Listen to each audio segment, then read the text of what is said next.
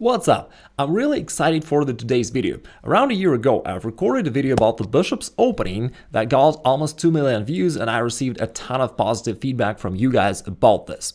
And just so that you know, the Bishop's Opening arises from the first move pawn e4, pawn e5, and after that we continue with bishop to c4. And today I'd love to share with you another secret weapon that my students and I are using in the Bishop's Opening that often gives you crushing attack in no time, even against experienced opponents. But first off, why do you even want to play the Bishop's Opening? Well, it's quite a rare case that you can get your opponent out of his preparation right on the second move. And yet it is usually the case with the Bishop's Opening. Most of your opponents know very little to nothing about the Bishop's Opening. And at the same time, it's a completely sound opening. You don't violate any opening rules, you don't play anything weird, and you've got a lot of hidden attacking lines here. Now, after bishop to c4, your opponent will usually develop one of his knights, for example, knight to c6. Hoping for you to play knight f3, which would transpose into something that they're familiar with into the Italian game. But instead, you've got a really cool option here to turn it into something like the King's Gambit by playing pawn to f4. And the advantage of this variation is that, first of all, once again, it's not clearly the King's Gambit, and here black does not have the move d5, which is one of the unpleasant responses of black against the classical King's Gambit, where white plays pawn f4 on the second move instead of bishop to c4. So here we're kind of aiming for an improved version of the King's Gambit. And it also ties together with the move bishop c4 really well, because bishop c4 targets this pawn on f7, which is the door to the black's king, and at the same time we're now aimed to open up the f-file, and after we castle, you're gonna have your rook there, targeting the same square, and you can see that it can easily give you a crushing attack. Now, usually here black will take the pawn, because why not? If not, you're gonna play knight f3 and life's good.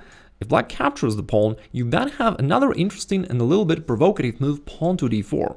You grab the center, you are ready to get this pawn on f4 back while developing the other bishop. But of course, one of the main questions is, what if black plays queen h4 check to the king? In fact, we are ready for that, and we are going to use that to our advantage. What's the trick here? If black goes queen to h4, and in a moment I'll share with you what to do if black plays some other move, but after queen to h4 check to the king, we go king to f1, and at first it may seem like something unpleasant happened, our king had to move, it can't castle anymore, but as we look closer, we can see that black cannot really develop any attack with just a single queen, right? That's just not happening. But on the opposite side, we are going to play knight f3 and kick it off and also gain a tempo. And we're going to gain more tempos by chasing the queen away, and at the same time we're still having a strong center and all our attacking ideas are still in place. For example, here black usually goes something like knight to f6. Black is hoping to attack you somehow, either via this e4 square or maybe via the g4 square, but we don't really care, we're going to attack ourselves. We play knight f3, developing a knight with a tempo. Black usually plays a queen to g4, trying to hold on to this pawn on f4, and then we just play knight to c3, defending this pawn on e4 with our knight, so that black cannot capture it. Now, black will be tempted to play bishop b4 to seemingly continue their attack. Of course, there is no real attack, but black is still in the illusion of having some sort of attack. They do want to eliminate this knight and then pick up this pawn on e4, but now we start a massive attack against black, and actually black is already on the brink of disaster. We do play, first of all, pawn to h3 to attack the queen. Black usually goes queen g3, still desperately trying to hold on to this pawn so that we cannot get it back. Now you play knight e2, getting one more tempo, attacking this queen. The queen now has only one square to go to, which is the square queen to g6. Now you play pawn to c3, driving this bishop away. It's interesting how we pretended to retreat a little bit, but after that we roll out on the black's position so in such a powerful way that black is now defenseless. The bishop goes back somewhere, and now, I mean, if you want to defend this pawn, you could just push it forward and attack the knight, and that's perfectly fine. But we've got an even stronger option. We are willing to give up this pawn and just play knight takes f4, keep chasing the queen, and after the queen captures this pawn on e4, all of a sudden after bishop to d3, it turns out that the queen is captured. There is nowhere to go for the queen, and thus we are winning the queen and the game. There is also another way for black to try to play it aggressively against you. After you go bishop c4 and knight to c6. By the way, if black plays anything else, again, I've got another video which covers various variations of the Bishop's Opening, so if you like this, you may wish to check this out later. But for now, let's stick to knight to c6, one of the main moves of black, and now pawn to f4, transitioning into kind of like the King's Gambit. And after pawn takes and pawn to d4, we just covered that queen to h4 is not really that dangerous for you, and oftentimes it backfires because black loses a ton of time running around with their queen while you just keep developing. Instead, if they don't want to play queen h4, they may play knight f6 trying to attack your center that way. In this case, we simply defend it by playing knight to c3. Then most of your opponents will play bishop b4, putting the pin on your knight, thus renewing a threat to this pawn. But we just simply ignore that and we play knight to e2.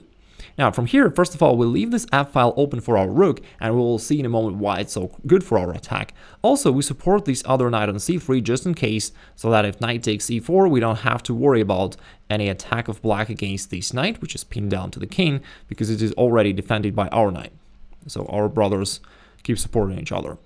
And we simply castle kingside. We are willing to give up this little pawn on e4, because now we are almost finished our development, and we are ready to transition into a massive attack. Now black captures over here, we do recapture, attacking this bishop. It's gonna go back somewhere, let's say bishop to e7, and now you can see that your attack is getting real.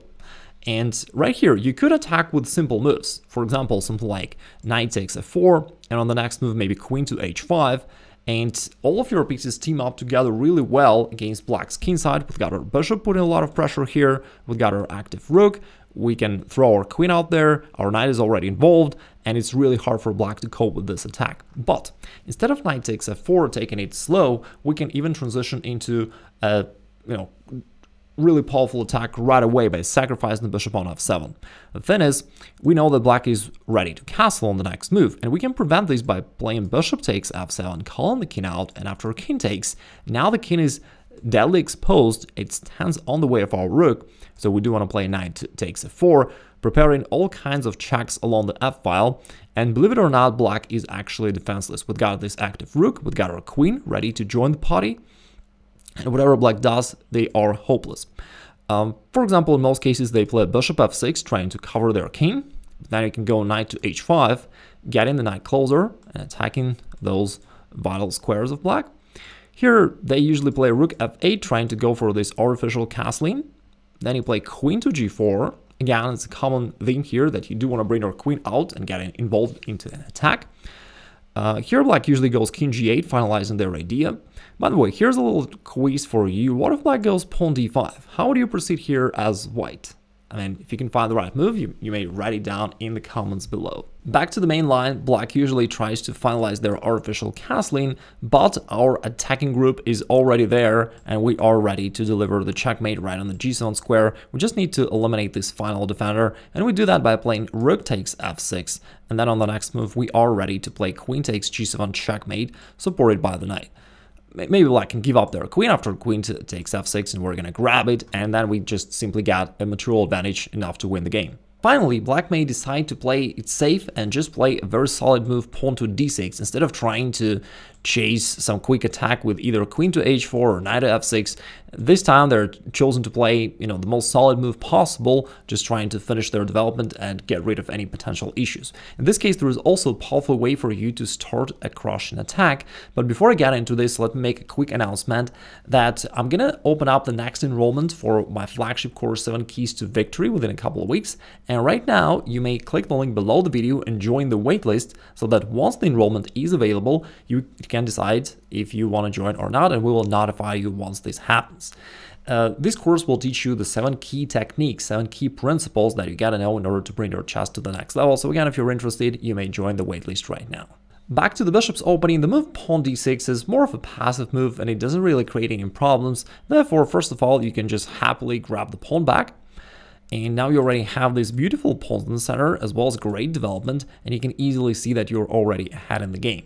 Black goes knight f6, trying to attack this pawn. You simply defend it by playing knight to c3. After that, bishop e7, you just develop normally. And after black castles, you can castle kingside, which is good enough, but I think it's even stronger to castle queenside by playing queen e2 and then castling queenside, because that also puts your rook on an active position, which also favors your attack within just a couple moves. Black usually plays here something like bishop g4, and then you castle queenside as planned. And now your rook has this unpleasant for black opposition with their queen, and if black plays something, they usually go pawn a6, hoping for some attack on the queen side. Of course, it's never going to happen really. you are ready to push in the center. You can do that right away, or even stronger, to first of all kick this bishop away, h3, bishop h5, g4. We gain a couple extra temples for our attack on the king side. The bishop is forced back, and now you do play pawn e5, attacking this knight, forcing it to go away, and you're already winning. I mean, you have this just absolutely crushed, and attack, and black has nothing. If they trade here on e5, that also opens up this d file, so that we attack the queen, we attack this knight on f6. We are ready to push our h-pawn forward and attack or capture this bishop on g6. You have a ton of attacking ideas, and black really has nothing. I hope that you enjoyed my secret opening weapon and that you're going to have a lot of successes with it. As usual, all the resources, the videos, the games that I've shown in this video will be in the description below the video. And also, if you want to know some more of my secrets, you may attend this free masterclass by clicking the link over there. Have a great rest of the day. Take care.